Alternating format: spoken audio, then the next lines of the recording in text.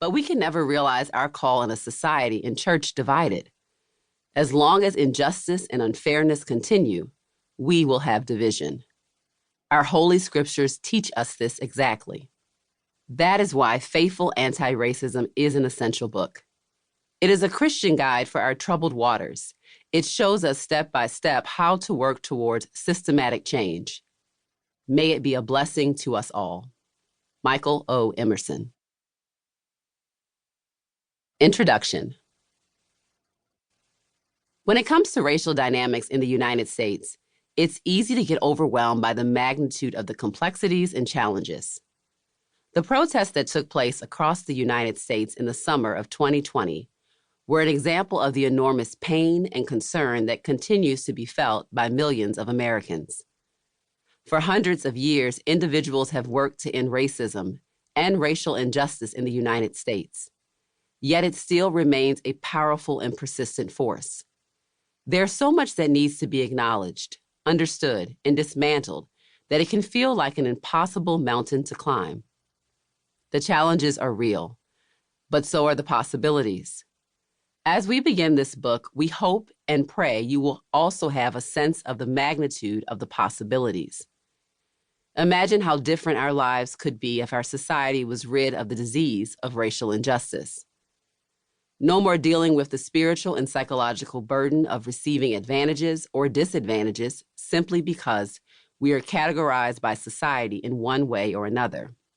No more strained and divided cross-racial relationships. No more passing down a legacy of racial dysfunction to our children. Imagine if Christians were living out God's plan for us to love our neighbors as ourselves. Matthew chapter 22, verses 37 through 39. And to do what is right and just. Genesis chapter 18, verse 19. Imagine how different our Christian organizations could be if we were living out Jesus' prayer that we would be one as he and the Father are one. John chapter 17, verses 20 through 21.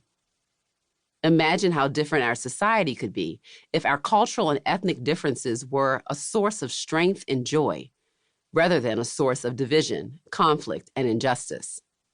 Imagine if we could work together across racial, ethnic, and cultural lines to address the major challenges we and our children will face in the coming centuries.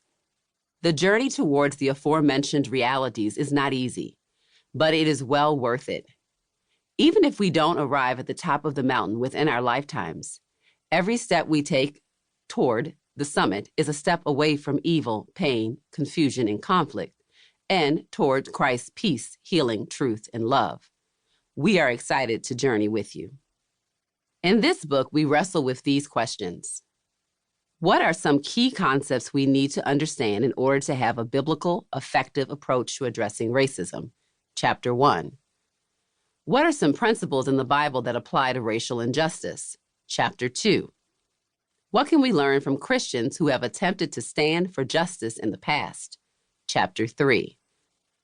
What do we need to understand about past and present racial realities?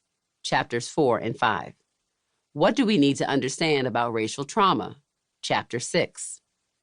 What are common, ineffective ways that Christians work toward racial progress? Chapter 7. What can we learn from the example of the early church? Chapter 8. How can we seek out help and help others? Chapter 9.